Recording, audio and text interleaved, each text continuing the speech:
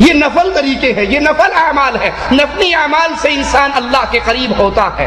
مالک کہتا ہے اتنا قریب ہو جاتا ہے پھر میں اس سے محبت کرنے لگتا ہوں اور میں اس کا کان بن جاتا ہوں جس سے یہ سنتا ہے، میں اس کی آنکھ بن جاتا ہوں جس سے یہ دیکھتا ہے، میں اس کا ہاتھ بن جاتا ہوں جس سے یہ پکڑتا ہے، میں اس کا پاؤں بن جاتا ہوں جس سے یہ چلتا ہے۔ اللہ کہہ رہا ہے میں اس کا کان بن جاتا ہوں، اس کی آنکھ بن جاتا ہوں، اس کا ہاتھ بن جاتا ہوں، اس کا پاؤں بن جاتا ہوں جس سے یہ دیکھتا ہے، اور پھر جب یہ مجھ سے کوئی چیز مانگتا ہے تو میں اس کو ضرور عطا کرتا ہوں، یہ مجھ سے سوال کرتا ہے میں اس کے سوال کو پورا کرتا ہوں، یہ دشمن سے پناہ مانگتا ہے تو میں اس کو پناہ دے دیتا ہوں، یہ دشمن سے پناہ مانگتا ہے میں اس کو پناہ دیتا ہوں، یہ مجھ سے کچھ سوال کرتا ہے، مدد مانگتا ہے تو میں اس کی وہ مدد کرتا ہوں، اس کو وہ عطا کرتا ہوں۔ اور مالک کا فیصلہ سنیے، مالک عز و جل فرماتا ہے مجھے کسی کام میں اتنا تردد نہیں ہوتا جتنا اپنے اس مومن بندے کی روح قبض کرنے میں، اس کی روح قبض کرنے میں جتنا مجھے تردد ہوتا ہے اتنا کسی اور کام میں نہیں، کیونکہ اس سے جسمانی تکلیف کی وجہ سے موت ناپسند ہے اور مجھے بھی اپنے ولی کو تکلیف دینا پسند نہیں، مگر حقیقت یہ ہے کہ اسے موت سے چھٹکارا نہیں۔ صحیح بخاری کی یہ حدیث ہے، ذرا یہ اس حدیث پہ غور کریں۔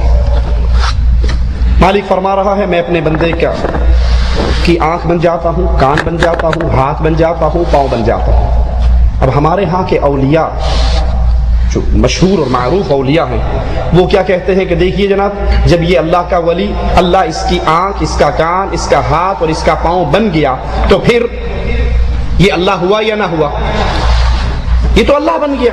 اب فنا فی اللہ کی سب سے بڑی دلیل یہی حدیث ہے کہ بندہ سٹیپ بائی سٹیپ، پہلے فنا فی شیخ ہوا، شیخ میں فنا ہوا، پھر رسول میں فنا ہوا، پھر اللہ میں فنا ہوا۔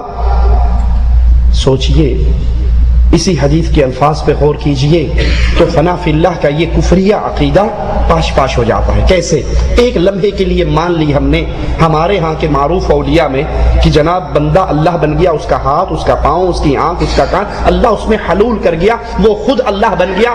لیکن حدیث کہہ رہی ہے، مالک کہتا ہے جب یہ مجھ سے مدد مانگتا ہے تو میں اس کو مدد دیتا ہوں، یہ دشمنوں میں گھر جاتا ہے، اللہ کی پناہ کا سوال کرتا ہے تو اللہ اس کو بچاتا ہے، پناہ دیتا ہے۔ اگر یہ خود اللہ بن گیا تو اس کو مدد مانگنے کی ضرورت کیا ہے؟ اگر یہ خود اللہ بن گیا تو اس کو پناہ مانگنے کی ضرورت کیا ہے؟ تو خود اللہ ہے۔ پھر مالک کہتا ہے اس کو موت آتی ہے، یہ موت سے بھاگ نہیں سکتا، موت آتے ہوئے اس کو جسمانی تکلیف کی وجہ سے موت ناپسند ہے، مجھے بھی اسے تکلیف دینا ناپسند ہے، لیکن موت سے اس کو چھٹکارا نہیں۔ اگر یہ اللہ بن گیا تو موت کس کو آ رہی ہے؟ یہ عقیدہ کفر کا عقیدہ ہے کہ انسان میں اللہ حلول کر جاتا ہے، اللہ بندے میں آ جاتا ہے، بندہ اللہ میں پہنچ جاتا ہے، فنا فی اللہ ہو جاتا ہے یا حلول ہو جاتا ہے۔ یہ دونوں عقیدے کفر کے عقیدے ہیں جن کی سب سے بڑی دلیل وہ حدیث کے اسی بخاری کی اسی حدیث کو لے کر توڑ موڑ کر اپنا موقع پیش کرتے ہیں، اور یہ حدیث پوری پڑھ لی جائے تو ان کے عقیدے کو پاش پاش کرتی ہے کہ اللہ فرماتا ہے میرا بندہ مجھ سے مدد مانگتا ہے، میں بندے کی مدد کرتا ہوں، وہ مجھ سے پناہ مانگتا ہے، میں اس کو پناہ دیتا ہوں، اس کو موت سے فرار نہیں ہے، میں اس کی موت تو میں نے قبض، اس کی روح تو قبض کرنی ہی ہے، اسے موت تو دینی ہی ہے۔ اگر یہ اللہ ہو جاتا ہے تو اللہ کو موت نہیں، یہ موت کس کو آ رہی ہے؟ اولیاء اللہ کی توحید کو ماننے والے اور اس کے رنگ میں ڈوبے ہوئے۔ اب سوچئے جو اللہ کے ساتھ شریک کرے، اس کی ذات میں حلول کے عقیدے رکھے، وہ کیسے اللہ کے اولیاء ہو سکتے ہیں؟ چاول کا دیکھ کا ایک چاول آپ کو چیک کروا دوں کہ حلول کا عقیدہ رکھنے والے کتنے کفریہ عقائد کے اوپر اپنی زندگی گزار رہے ہیں۔ اسی طرح یہ ہمارے ہاتھ میں فضائل صدقات جس کا صفحہ 558 ہے، اسی عقیدے کو کہ انسان سٹیج پہ چلتے چلتے عبادت کرتے کرتے ایسے مقام پہ پہنچ جاتا ہے کہ پھر وہ خود ہی اللہ بن جاتا ہے۔ مولانا ذکریہ صاحب تبلیغی جماعت کے امیر اپنی کتاب صفحہ 558 فضائل صدقات حصہ 2 پہ لکھتے ہیں، یا اللہ معاف فرمانا، حضرت کے ارشاد سے تحریر ہوا ہے، جھوٹا ہوں، کچھ نہیں ہوں، تیرا ہی ذل ہے، تیرا ہی وجود ہے، میں کیا ہوں، کچھ نہیں ہوں، اور جو میں ہوں وہ تو ہے، لا حول ولا قوت الا باللہ، انا للہ و انا الیہ راجعون۔ تعالی اللہ عما یقولون، اللہ ان کی اس کلام سے پاک ہے، سبحان ہے، بلند ہے۔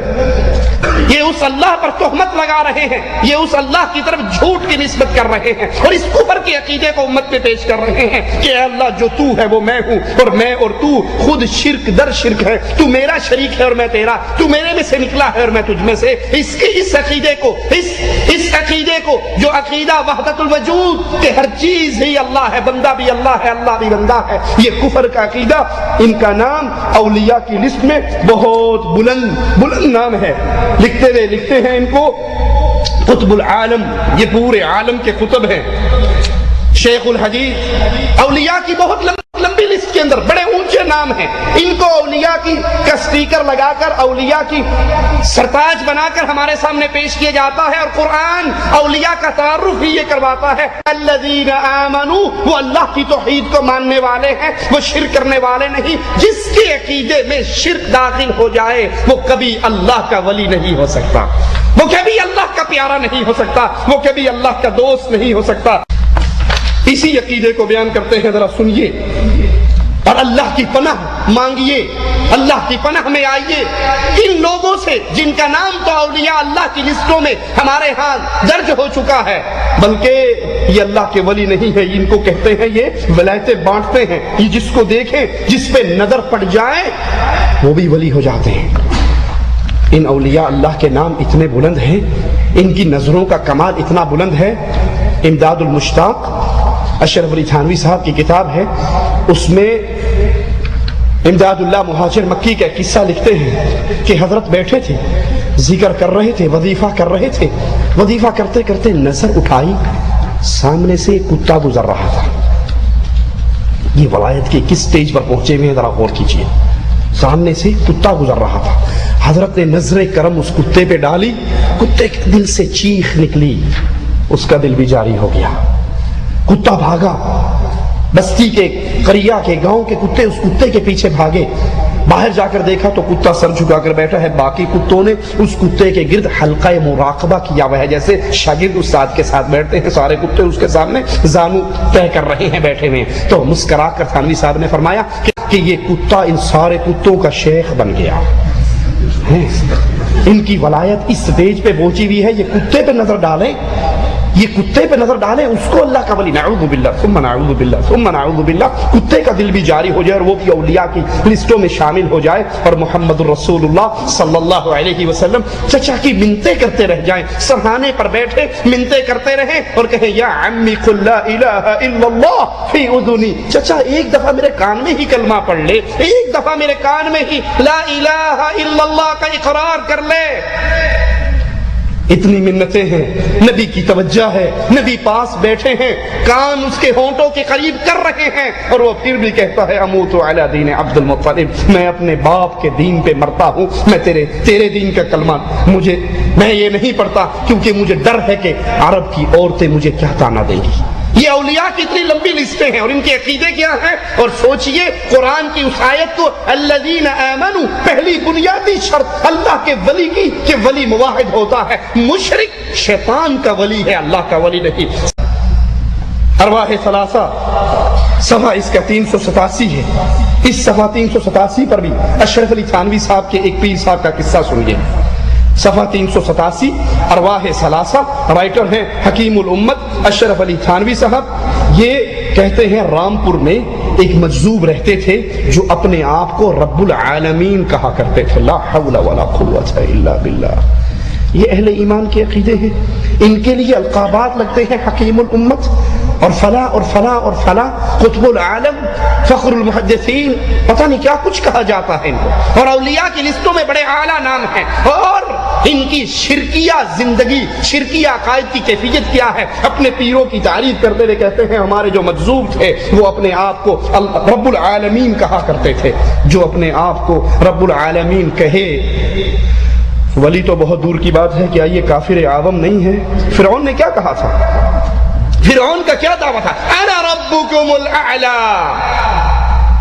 تو پھر اللہ عز و جل نے کیسے اس کو عذاب دیا؟ یہ کفر کا عقیدہ ہے۔ اللہ تنہا ہے اپنی ذات میں، اس کی ذات میں کوئی شامل نہیں ہے، اس کی ذات میں کوئی شریک نہیں ہے۔ یہ ہمارے ہاتھ میں تذکرہ ہے، تذکرۃ الرشید ہے، رشید احمد گنگوہی صاحب کی کتاب، جس کا صفحہ 242 ہے۔ اس صفحہ 242 پر بھی اسی عقیدے کو، اللہ کی ذات میں اوروں کو شریک بنانا کہ نہیں، اللہ بندوں میں حلول کر جاتا ہے اور بندے اللہ میں فنا ہو جاتے ہیں۔ فنا فی اللہ کے عقیدے کو اور حلول کے عقیدے کو اور وحدت الوجود کے عقیدے کو کس طرح بیان کرتے ہیں سنیے۔ کہتے ہیں ضامن علی جلال آبادی کی سہارنپور میں بہت رنڈیاں مریدنیاں تھی۔ ایک بار کسی رنڈی کے مکان پر ٹھہرے ہوئے ساری مریدنی اپنے پیر صاحب کی زیارت کے لیے آئی، ایک رنڈی نہیں آئی۔ پوچھا وہ کیوں نہیں آئی؟ کہا حضرت ہم نے تو بتیرا کہا تھا، چل وہ نہیں آئی۔ کہا جاؤ بلا کر لاؤ۔ جب وہ آ گئی تو حضرت نے پوچھا بھی تم پہلے کیوں نہیں آئی تھی؟ تو وہ شرماتی ہوئی کہتی ہے حضرت روسیاہی کی وجہ سے، بدکاری اور زناکاری کی وجہ سے آپ جیسے اتنے بڑے ولی کی، اتنے بڑے بزرگ کی زیارت کو آتے ہوئے شرماتی ہوں۔ کیوں شرماتی تھی یہ؟ بدکاری کی وجہ سے، زناکاری کی وجہ سے۔ اب سنیے کتنا کفر کا عقیدہ یہاں پر وہ پیش کر رہے ہیں جن کو ہمارے معاشرے میں سلطان الاولیاء کہا جاتا ہے، بڑے بڑے القاب دیے جاتے ہیں۔ کہتے ہیں بی بی تو شرماتی کیوں ہے؟ کرنے والا کون، کروانے والا کون؟ وہ تو وہی ہے۔ انا للہ و انا الیہ راجعون۔ استغفر اللہ ثم استغفر اللہ۔ تو اپنی زناکاری سے، تو اپنی بدکاری سے شرماتی ہے، نہ شرما۔ کرنے والا کون، کروانے والا کون؟ وہ تو وہی ہے۔ اس دھرتی میں جتنا زنا ہو رہا ہے، کر کون رہا ہے، کروا کون رہا ہے؟ وہ وہی ہے۔ لا حول ولا قوت الا باللہ۔ ان کو اللہ کا اولیاء کہا جاتا ہے، ان کو اللہ کا ولی مانا جاتا ہے، اور قرآن کی بیان کردہ صفات میں سے پہلی صفت کے یہ منکر ہیں جن کو اللہ کا ولی کہا جاتا ہے، اور پہلی صفت یہ ہے الذین آمنوا، کہ اللہ کے ولی اللہ پر ایمان لانے والے ہوتے ہیں، اللہ کی ذات کو اکیلا مانتے ہیں، اللہ کو اس کی صفات میں طرح مانتے ہیں، اللہ کو اس کی عبادت میں یکتا کرتے ہیں۔ افضل ترین اولیاء اللہ کے انبیاء ہیں۔ اگر یہ دیکھنا چاہو کہ ولی کون ہے، افضل ترین اولیاء دھرتی پہ اللہ کے انبیاء ہیں، اور انبیاء کرام میں سے بھی سب سے افضل امام الانبیاء محمد الرسول اللہ صلی اللہ علیہ وسلم ہیں، جو خود فرماتے ہیں لواء الحمد یوم القیامت یدی، قیامت کے دن ہوگا اللہ کی حمد کا، اللہ کی تعریفوں کا جھنڈا میرے ہاتھ میں ہوگا۔ آدم ومن سواء تحت لوائی، آدم سے لے کے اس کے آخری بیٹے تک ان کو چھاؤں ملے گی تو محمد صلی اللہ علیہ وسلم کے جھنڈے کے نیچے ملے گی۔ اللہ کے نبی فرماتے ہیں اذان کے بعد میرے لیے مقام وسیلہ کا سوال کیا کرو۔ یہ ایک ایسا مقام ہے جو اللہ نے اپنی ساری مخلوق میں صرف ایک بندے کو عطا کرنا ہے، اور مجھے اللہ سے امید ہے وہ ایک بندہ میں ہوں جس کو مقام محمود ملے گا۔ محمد الرسول اللہ صلی اللہ علیہ وسلم فرماتے ہیں اللہ عز و جل قیامت کے دن مجھے حوض کوثر عطا فرمائے گا، جس میں آسمان کے تاروں کی طرح پیالے ہوں گے، جس کا دودھ کی طرح چمکتا ہوا، دودھ سے زیادہ سفید پانی ہوگا، مجھ سے زیادہ اس کی اچھی خوشبو ہوگی، اور جو ایک پیالہ اس میں سے پی لے گا اسے دوبارہ پیاس نہیں لگے گی۔ اللہ تجھے تیری اسماء و صفات کا واسطہ ہے، ہم جتنے بیٹھے ہیں اللہ ہم سب کو محمد کریم صلی اللہ علیہ وسلم کے حوض سے پانی نصیب فرما۔ یہ اللہ کے سب سے بڑے ولی ہیں، یہ اللہ کے سب سے بڑے اولیاء ہیں۔ اگر کوئی اولیاء اللہ کے راستے پہ چلنا چاہتا ہے تو اس کو محمد الرسول اللہ صلی اللہ علیہ وسلم کے راستے پر چلنا ہوگا۔ یہ وہ ہے جو قیامت کے دن شفاعت کریں گے، یہ وہ ہے جو سب سے پہلے جنت کا دروازہ کھٹکھٹائیں گے۔ فرشتہ پوچھے گا کون ہے؟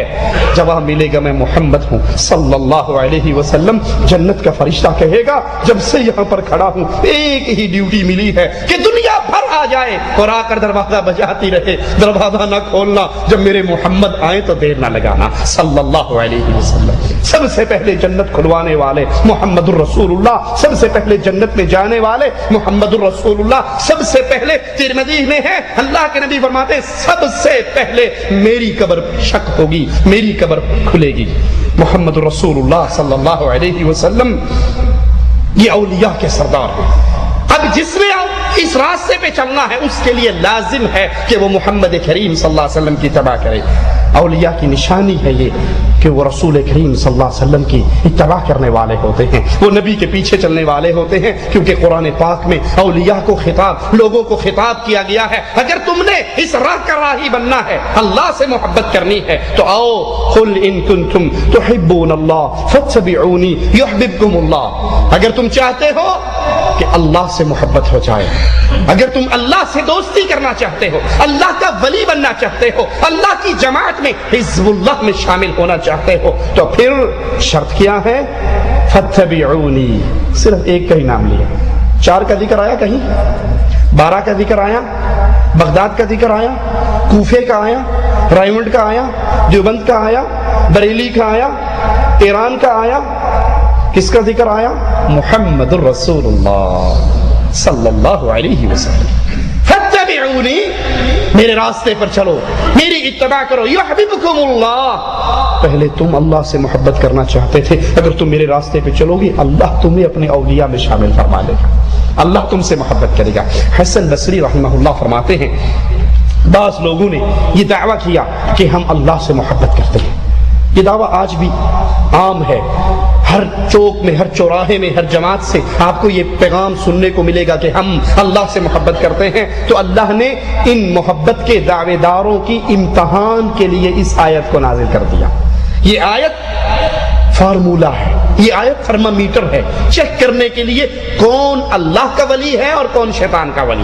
یہ آیت فیصلہ کرتی ہے، اللہ نے بطور امتحان اس آیت کو نازل کیا کہ اگر تم محبت کے دعوے دار ہو تو محمد کریم کی اتباع کرو، جو اس میں پاس ہوگا اس امتحان میں، جو اللہ کے نبی صلی اللہ علیہ وسلم کی اتباع کرے گا وہ اللہ کے اولیاء میں شامل ہوگا، اور جو رسول اللہ صلی اللہ علیہ وسلم سے اپنی اتباع کے دامن کو چھینے گا، کسی اور کے پیچھے چلے گا، وہ اللہ کا ولی کبھی نہیں ہو سکتا۔ سوچئے آج جتنے دعوے دار ہیں کہ ہم اللہ کے اولیاء ہیں، ان کی زندگی، ان کی عقائد، ان کے اعمال کو پرکھیے، رسول اللہ صلی اللہ علیہ وسلم کے اعمال کے مطابق تولیے، کیا ان کی زندگی گزارنے کا طریقہ وہی ہے جو رسول اللہ صلی اللہ علیہ وسلم کا تھا؟ اللہ کی اولیاء ہونے کے دعوے دار قبریں پختہ ہیں، قبروں کو عرق غلام سے غسل دیا جا رہا ہے، قبروں پہ سجدے ہو رہے ہیں، قبروں کا طواف ہو رہا ہے، اس پہ قبے اور جبے بن رہے ہیں، اس کے اوپر بڑی بڑی بلڈنگیں کھڑی ہیں، اس پہ داتا کمپلیکس بنایا جا رہا ہے۔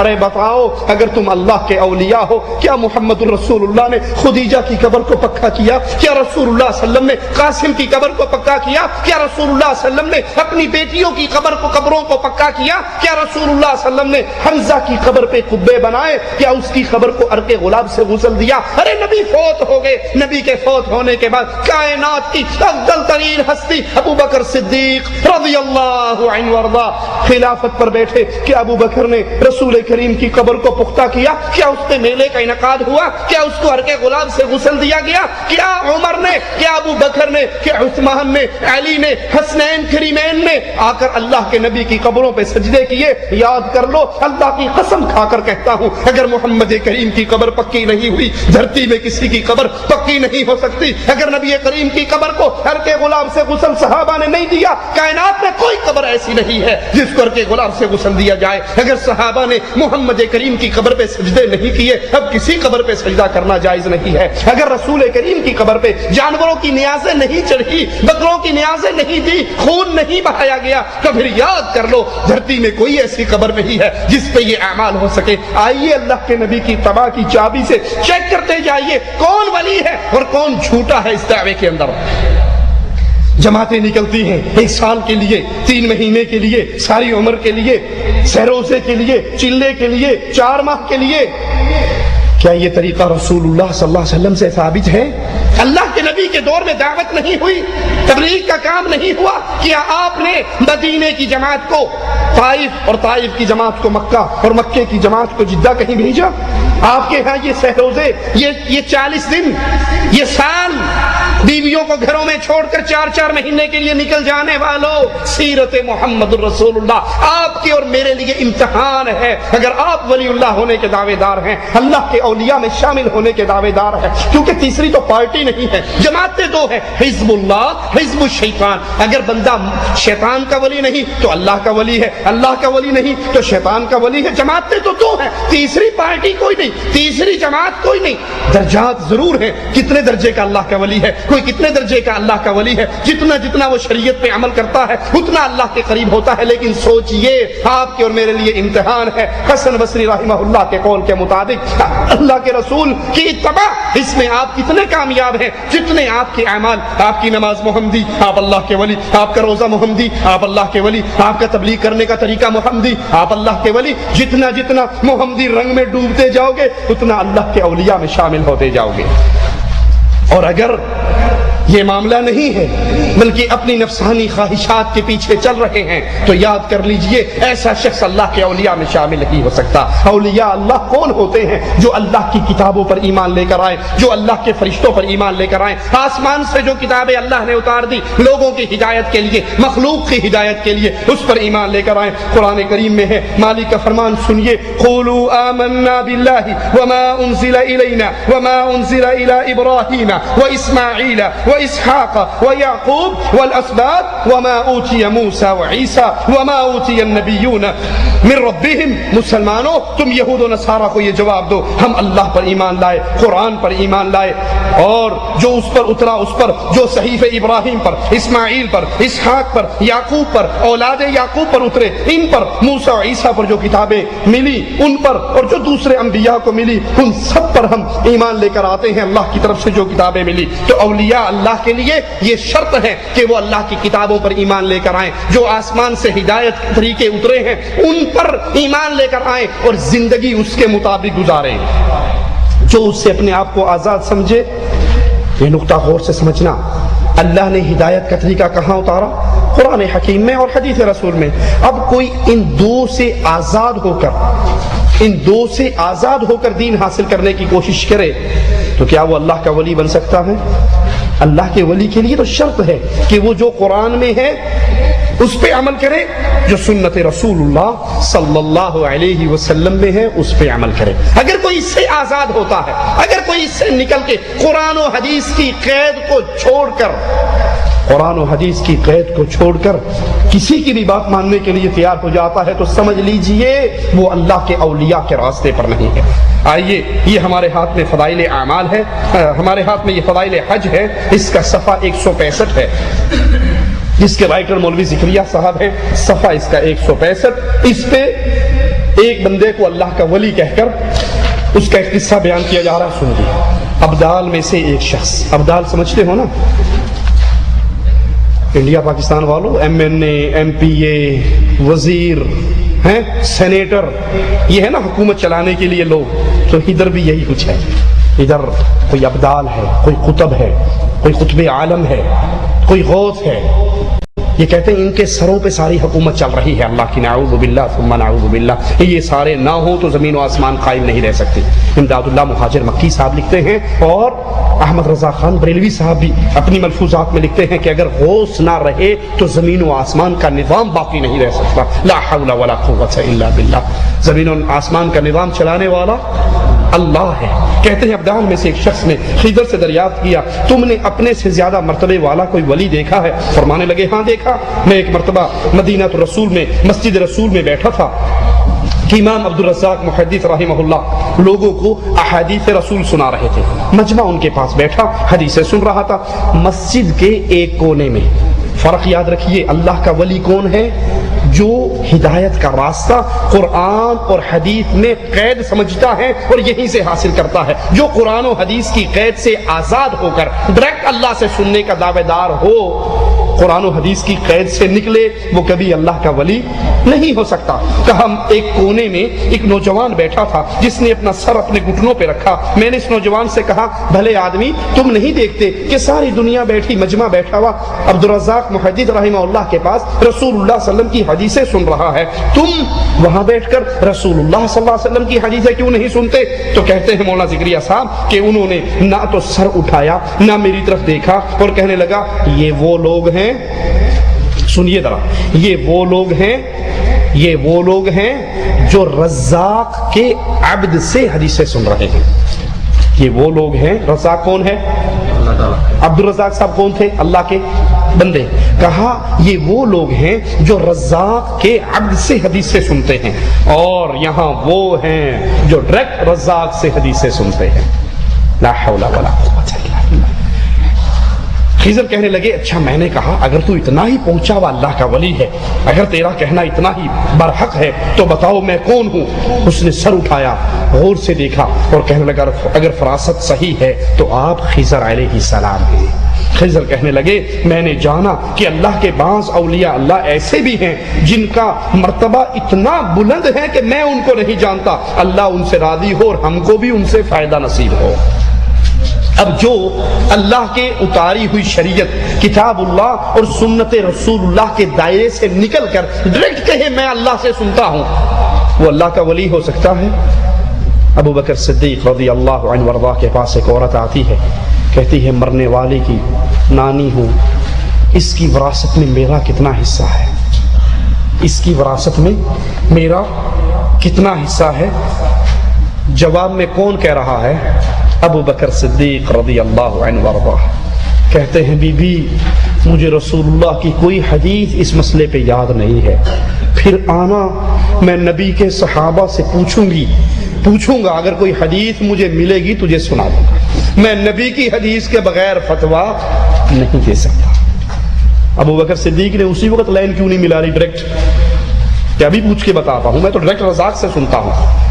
کائنات بھر کے اندر اس طرح کے لوگ اکٹھے ہو جائیں، ایک پلڑے میں ہو، دوسرے پلڑے میں ابو بکر کی جوتی بھی ہو، تو رب محمد کی قسم مقابلہ نہیں ہو سکتا۔ اور وہ دعوے دار ہے کہ یہ جو حدیثیں سن رہے ہیں یہ تو رزاق کے عبد سے سن رہے ہیں، میں رزاق کے عبد سے نہیں سنتا، بلکہ میں جب بھی حدیث سنتا ہوں میں ڈائریکٹ رزاق سے سنتا ہوں۔ یہ ارواح ثلاثہ حکیم اشرف علی تھانوی صاحب کی، اس کا صفحہ نمبر 274 ہے، 274 پہ بھی اسی طرح کی گفتگو کرتے ہیں، ذرا سنیے۔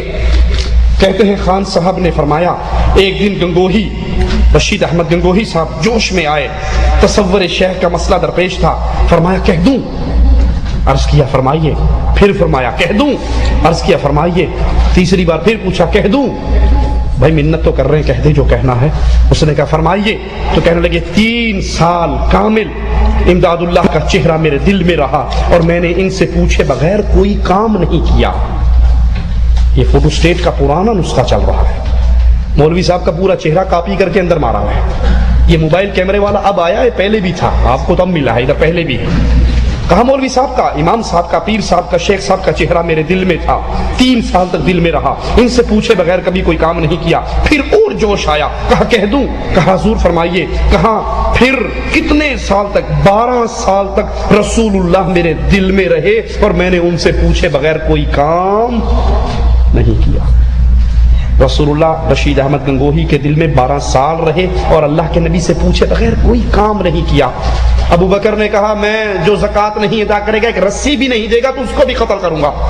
عمر رضی اللہ عنہ وارضا کر کہنے لگے ابو بکر اس کو قتل کرے گا جو نماز پڑھتا ہے، جو روزہ رکھتا ہے، جو حج کرتا ہے، جو صدقے دیتا ہے، جو جہاد کے لیے تیار ہے، تو اس کو قتل کرے گا؟ کہا اللہ کی قسم جو نماز اور زکوٰۃ میں فرق کرے گا میں اس سے قتال کروں گا۔ تو ابو بکر اور عمر کے دل میں رسول اللہ کا چہرہ نہیں تھا، وہیں سے ڈائریکٹ پوچھ لیتے اللہ کے نبی کیا کروں؟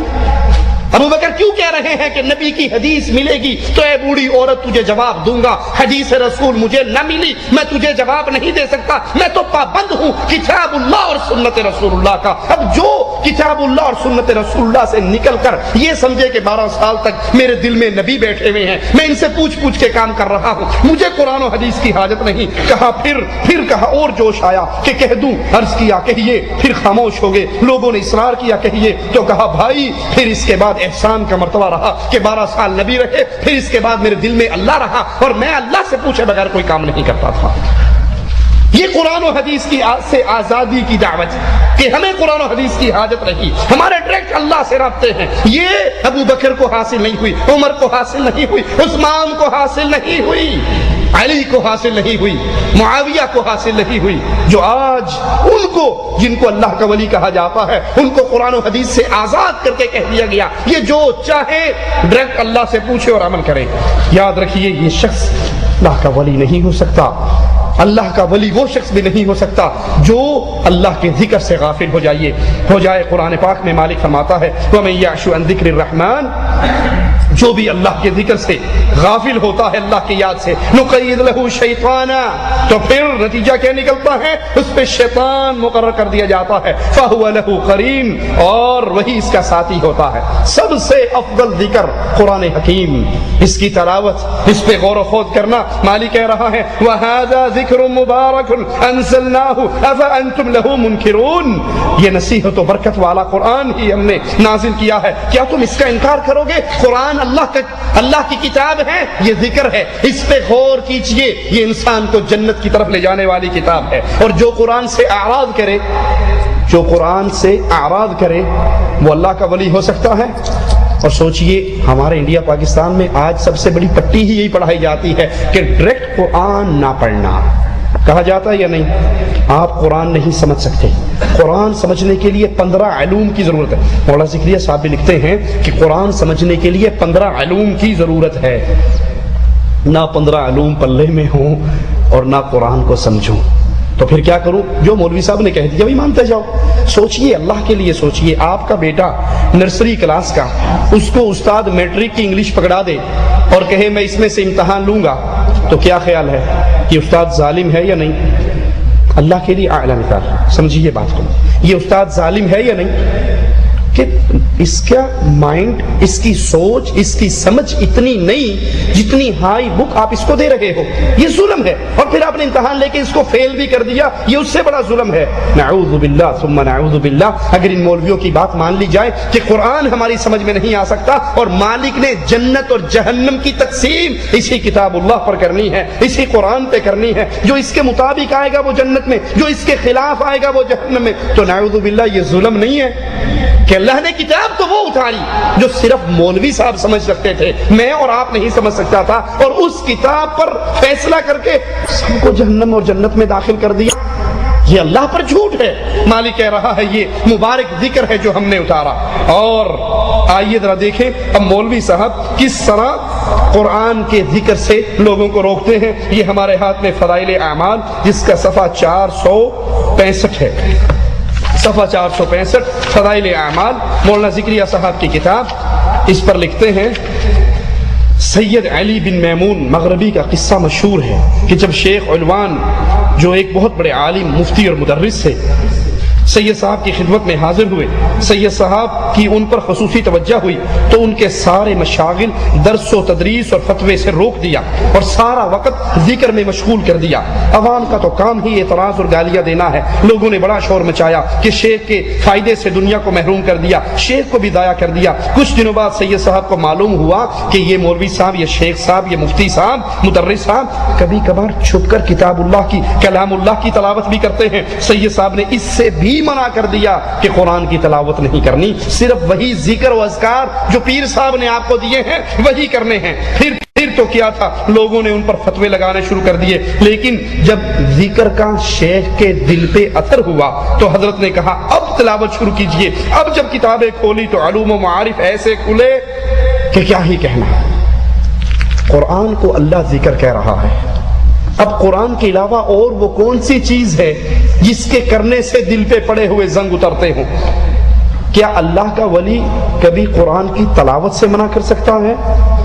رسول کریم کے پاس ایک شخص آتا ہے، صحابی رسول آتے ہیں، کہتے ہیں اللہ کے نبی اپنے کھلیان میں بیٹھا قرآن کی تلاوت کرتا ہوں، میرا گھوڑا بندھا ہوا بھی تکتا ہے، میں قرآن بند کر دیتا ہوں وہ سکون سے ٹھہر جاتا ہے، میں پھر قرآن کی تلاوت کرتا ہوں، وہ پھر بھی جگتا ہے۔ میرا چھوٹا سا بچہ قریب ہے، ڈرتا ہوں کہیں وہ اس کے اوپر نہ چڑھ جائے، میں قرآن کی تلاوت بند کرتا ہوں، وہ ٹھہر جاتا ہے۔ میں گھوڑے کے قریب جاتا ہوں، مجھے گھوڑے کے اوپر ایک سائبان سا نظر آتا ہے جس میں ایک روشنی، بڑی خوبصورت روشنی چمک رہی ہے۔ اللہ کے نبی فرماتے ہیں میرے صحابی اگر تو قرآن کی تلاوت جاری رکھتا، یہ جو تجھے نظر آیا یہ اللہ کے فرشتے تھے جو تیری قرآن کی تلاوت سننے کے لیے زمین پہ اترے ہوئے تھے۔ اگر تو قرآن کی تلاوت کو جاری رکھتا لوگ اپنی آنکھوں سے اللہ کے فرشتوں کو دیکھ لیتے۔ یہ قرآن کا ذکر، یہ قرآن کی تلاوت، یہ قرآن کا ذکر تو اتنا عظیم ہے، اللہ کو اتنا پسند آتا ہے۔ محمد الرسول اللہ صلی اللہ علیہ وسلم کے صحابی اس قرآن کو پڑھتے ہیں، اللہ کے نبی بلاتے ہیں، کہتے ہیں ابی مجھے اللہ کا قرآن سناؤ۔ ابی کہتے ہیں اللہ کے نبی یہ تو آپ پر نازل ہوا، میں آپ کو سناؤں؟ کہا ہاں مجھے سناؤ۔ پھر کہتے ہیں اللہ کے نبی میں آپ کو سناؤں؟ یہ تو آپ پر نازل ہوا۔ کہا ابی مجھے قرآن سناؤ، اور اس لیے سناؤ اللہ نے حکم دیا ہے ابی سے قرآن سنو۔ ابی کی آنکھوں میں آنسو آ جاتے ہیں، کہتے ہیں اللہ کے نبی کیا اللہ نے میرا نام لے کر کہا ہے؟ اس قرآن کی وجہ سے تو لوگ بلند ہوتے ہیں۔ عبداللہ ابن مسعود جو قرآن کے قاری ہیں کہتے ہیں میں روزے فرضی تو نفلی روزے اس لیے نہیں رکھتا کہ جب میں روزہ رکھ لوں تو مجھے قرآن کی تلاوت ذرا مشکل ہو جاتی ہے، قرآن کی تلاوت کرنا، قرآن کا ذکر میرا محبوب مشغلہ ہے۔ تو پھر مالک انعام کیا فرماتا ہے؟ ابن مسعود درخت پہ چڑھتے ہیں مسواک توڑنے کے لیے، جسم کے بڑے خفیف، ٹانگیں بڑی کمزور پتلی سی ٹانگیں ہیں، تیز ہوا کا جھونکا آتا ہے، صحابہ ہنسنے لگ جاتے ہیں۔ رسول کریم پوچھتے ہیں کیوں ہنس رہے ہو؟ کہا ابن مسعود کی پتلی پتلی پنڈلیوں کو دیکھ کر ہنس رہے ہیں۔ رسول اللہ صلی اللہ علیہ وسلم فرماتے ہیں اللہ کی قسم ابن مسعود کی یہ پنڈلیاں اللہ کے میزان میں احد پہاڑ سے زیادہ بھاری ہیں۔ اللہ کے اولیاء تو قرآن کو پڑھ کے اللہ کا ولی بنتے ہیں، اور یہاں یہ اولیاء کے دعوے دار، یہ اولیاء ہونے کے نام نہاد دعوے دار کہتے ہیں کہ قرآن کا ذکر منع ہے، قرآن کی تلاوت منع ہے۔ تو آئیے پھر بتائیں کہ اگر قرآن کا ذکر نہیں کرنا تو ذکر کون سا ہے؟ یہ ہمارے ہاتھ میں کلیات امدادیہ، امداد اللہ مہاجر مکی صاحب کی کتاب، اس کا صفحہ نمبر 15۔ قرآن کا تلاوت چھوڑ دو، اور آپ نے ذکر اکثر دیکھے ہوں گے، وہ سانس کے ذریعے ذکر کرنے والے، لائٹیں بند ہو جاتی ہیں، لائٹیں بند ہونے کے بعد یہ کیا ہے؟ لا الہ، یہ کیا ہے؟ الا اللہ، زبان سے کچھ نہیں بولنا، لا الہ الا اللہ۔ ابھی یہ ذکر سنو، اس کا فائدہ کیا ہوتا ہے میں آپ کو سناتا ہوں۔ کہتے ہیں کہ تم کلمہ شہادت 3 بار پڑھو، اور پھر اپنے سر کو اتنا جھکاؤ کہ یہ پیشانی بائیں گھٹنے کے بالکل قریب ہو جائے، اور وہاں پہنچ کر کہو الا اللہ، صرف الا اللہ، لا الہ الا اللہ نہیں۔ اور ابن باز رحمۃ اللہ علیہ کا فتویٰ سنتے جائیے، جو صرف الا اللہ کا یا لا الہ کا الگ الگ وظیفہ کرتا ہے یہ بندہ کافر ہے، مسلمان نہیں ہے۔ لا الہ الا اللہ یہ پوری بات ہے، لیکن یہاں پر کہتے ہیں کہ نہیں، صرف الا اللہ کہو، سر کو داہنے گھٹنے کے قریب لاؤ، 3 ضربے لگاؤ، ایک ہی سانس میں لگاؤ، سر کو پیٹھ کی طرف لاؤ، اور پھر وہاں پر لا کر الا اللہ کی ضرب لگاؤ، اور یہ سمجھو کہ میرا دل اللہ کی محبت میں بھر چکا ہے۔ اللہ کی محبت حاصل کرنے کے الا اللہ اور لا الہ کے الگ الگ سانس کے ذریعے اور سر کو گھٹنوں پہ لا کے مارنے کا طریقہ کیا محمد رسول اللہ نے سکھایا؟ کیا اللہ کے قرآن میں ہے؟ قرآن کی تلاوت تو نہیں کرنی کہ اس سے ولایت چھن جائے گی، پہلے یہ ذکر کرو۔ کیا یہ ذکر قرآن میں ہے؟ کیا یہ ذکر محمد الرسول اللہ صلی اللہ علیہ وسلم کی حدیث میں ہے؟ ذاکر کو چاہیے ایک اور ذکر سنیے، ذاکر کو چاہیے صفحہ 16 ہے کلیات امدادیہ کا، اپنی کمر سیدھی کرے، دونوں ہاتھ گھٹنوں پر رکھے، 2 زانوں بیٹھے، اپنے سر کو دائیں شانے کی طرف لے جا کر، اپنے سر کو دائیں کندھے کی طرف لے جا کر الا اللہ زور سے سر مارے، الا اللہ کہے، اور پھر دوبارہ دل کی طرف لائے اور وہاں پر آ کر لا الہ کہے، ادھر الا اللہ کی طرف اور ادھر لا الہ کی طرف، اور اس وقت دل میں کیا عقیدہ رکھے؟ لا موجودہ ولیس معہ غیری، کہ اللہ کے علاوہ یہاں پر کچھ نہیں ہے، میرے ساتھ جو کچھ ہے سب اللہ ہی کی شکلیں ہیں، نعوذ باللہ ثم نعوذ باللہ۔ اس طرح 400 بار متواتر ضربے لگائے تو کام ہو جائے گا۔ میں کہتا ہوں 10 دفعہ ضربے لگاؤ تو سر گھوم جاتا ہے، جو 4 دفعہ مارے گا تو پکا مینٹل ہو جائے گا، جب مینٹل ہوگا ہر چیز اس کے سامنے گھومے گی، وہ سمجھے گا ہر چیز ہی میرا پیر پھر رہا ہے۔ اسی طرح اسی کتاب کا صفحہ نمبر 21 ہے. 21 پہ کہتے ہیں کسی بزرگ کی قبر کو سامنے رکھ کر قبلہ رو بیٹھے، پہلے دائیں طرف اور پھر بائیں طرف اور پھر اس قبر کی طرف اور پھر دل پر ضرب لگائے. اس ذکر سے معانی قرآنیہ کا انکشاف ہوتا ہے اور کشف قبور بھی حاصل ہو جاتا ہے. یاد کر لو دوبارہ، قبر کو سامنے رکھے، داہنی طرف پھر بائیں طرف پھر قبر کی طرف اور پھر دل کی طرف اللہ کی ضربے لگائے تو اس سے قرآن کے معانی آپ کے سامنے کھل جائیں گے. کیا یہ طریقہ اللہ کے اولیاء نے سکھایا؟ حضرت عمر، حضرت ابو بکر، حضرت عثمان، کیا انہوں نے اس طریقے سے قرآن کو سیکھا؟ جو کہتے ہیں کہ 8 سال میں سورۃ بقرہ یاد کی. پوچھا کیوں؟ کہا اس لیے ایک آیت پڑھتا تو اس پہ عمل کرتا، پھر اگلی آیت کو پڑھتا. یہ جو 2 دن کے اندر، ایک ہفتے کے اندر سب کچھ کھلا کر دکھا دیتے ہیں کہ اس طرح کرنے سے آپ کو مل جاتا ہے. کیا اولیاء اللہ، جو اصل اولیاء اللہ ہیں، اللہ کے رسول، آپ کے اصحاب کرام، کیا انہوں نے یہ طریقے ہمیں سکھائے؟ یاد کر لیجئے، اولیاء اللہ ظاہری لباس میں لوگوں سے ممتاز نہیں ہوتے. لباس، شکل و صورت عام انسانوں کی طرح ہوتی ہے، اور جو ننگے ہو، جو کپڑے اتار دیں، جن کی مونچھیں بڑی ہوئی، جن کے منہ سے بدبو، جن کے منہ سے رالیں گرتی ہو، جن کو طہارت کا نہ پتا ہو، جن کو تن ڈھانپنے کا نہ پتا ہو، شرم گاہیں ڈھانپنے کا نہ پتا ہو، انہیں کہتے ہیں یہ اللہ کے اولیاء ہیں. اللہ کی قسم یہ اللہ کے اولیاء نہیں ہیں. یہ ہمارے ہاتھ میں ملفوظات احمد رضا، اس کا صفحہ نمبر 30 ہے. 30 پہ ایک ولی کا تعارف کرواتے ہیں، سنیے. کہتے ہیں سید محمد یمنی، ان کے ایک صاحبزادے مادرزاد ولی تھے. اگو پچھو ہر پاسوں ننگا، جماندرو ننگا، اور کہتے ہیں یہ پہنچا ہوا مادرزاد ولی تھے. ایک مرتبہ جب عمر شریف چند سال تھی، باہر تشریف لائے، اپنے والد کی جگہ پہ بیٹھا، ایک شخص سے کہا لکھ فلان فی الجنہ، فلاں آدمی جنت میں ہے، لکھو. بہت سے نام لکھوانے شروع کر دی، لکھو فلاں جنت میں، فلاں جنت میں، فلاں جنت میں. لکھتا رہا اور جہنم دی باری آئی، کہنا لکھ فلان فی النار، فلاں جہنم میں. تو اس نے اپنا ہاتھ روک لیا، جنت میں تو ٹھیک تھا لیکن جہنم میں تو نہ بھیجو. ہاتھ روک لیا، انہوں نے کہا لکھ، نہ لکھا. اس نے تیسری بار کہا لکھ فلان فی النار، کہ فلاں جہنم میں ہے. تو اس نے پھر بھی نہ لکھا. تو پیر صاحب کو غضب آیا، ننگے پیر کو غضب آیا، کہنے لگا پھر انت فی النار، ہن تو بھی جاننا ہے شاید. نہیں لکھتا تو تیرا بھی بڑا فرق. وہ بہت گھبرائے. اتنی دیر میں بابا جی بھی آگے، اس کے والد صاحب. کہا حضرت آپ کے ننگے مادرزاد 2-4 سال کے ولی نے کہہ دیا فلاں جنت میں، میں نے لکھ دیا. اب کہا فلاں جہنم میں لکھ، میں نے نہیں لکھا. تو مجھے کہہ دیا تو بھی جہنم میں. تو اس نے پوچھا کہ تو یہ بتا کہ میرے بیٹے نے انت فی النار کہا تھا یا انت فی جہنم کہا تھا؟ کہا نہیں، اس نے کہا تھا انت فی النار، کہ تو آگ میں جائے گا. یہ کہا، جہنم کا لفظ نہیں بولا. حضرت نے کہا میں اس کے کہے کو بدل، لا حول ولا قوة الا بالله، لا تبدیل لکلمات اللہ، اللہ کے کلمات تبدیل، اور اس کے بعد ہر کسی کی بات بدل جاتی ہے. حضرت حمزہ کی لاش کو دیکھا رسول اللہ صلی اللہ علیہ وسلم نے، غضبناک ہو گئے اور کہا جب تک میں کافروں میں سے اتنے آدمی، تعداد بیان کی غالباً 20 یا 30 کی، اتنے آدمیوں کا میں اسی طرح مسئلہ کروں گا اور ان سے حمزہ کا انتقام لوں گا. فوراً آسمان والے نے قرآن نازل کر دیا، اے پیارے جتنی زیادتی تم سے ہو اتنی لے سکتے ہو، زیادتی نہیں کر سکتے. نبی کی بات تبدیل ہوئی یا نہیں؟ نبی نے احد کے میدان میں کہہ دیا کیف یفلح القوم، یہ کیسے فلاح پا سکتے ہیں جنہوں نے محمد کریم کا ماتھا پھاڑ دیا. اللہ نے فوراً کہا لیس لک من الامر شیء، تیرا اختیار نہیں ہے، میں چاہے ان کو عذاب دے دوں چاہے ان کو معاف کر دوں، انہوں نے ظلم کیا ہے. اور یہاں کہتے ہیں کہ میں اس ننگے کی بات کو ٹال نہیں سکتا، اب تیری مرضی ہے، چاہے دنیا کی آگ کو پسند کر لے یا آخرت کی آگ کو پسند کر لے. اس نے کہا نہیں، اگلی اوکھی ہے، اتھوں چھاڑ کے دیکھ لو. میں نے اسے آگ میں پھینک دیا، جل کے راکھ ہو گئے، اس لیے ان کو جلے ہوئے شہید کا لقب ملا. یہ جو ننگے پتنگے ہیں ان کو بھی اللہ کا اولیاء کہا جاتا ہے. یاد کر لیجئے ظاہری عوام میں اور اولیاء کے ظاہری لباس میں کوئی فرق نہیں ہے. اور اولیاء معصوم نہیں ہوتے، معصوم صرف محمد رسول اللہ صلی اللہ علیہ وسلم ہے. اسی لیے اتباع کا حکم کسی ولی کے پیچھے چلنے کا اور اس کی اتباع کرنے کا اللہ نے ہمیں حکم نہیں دیا، بلکہ ہمیں سارا حکم جو ملا ہے وہ اللہ کے رسول کی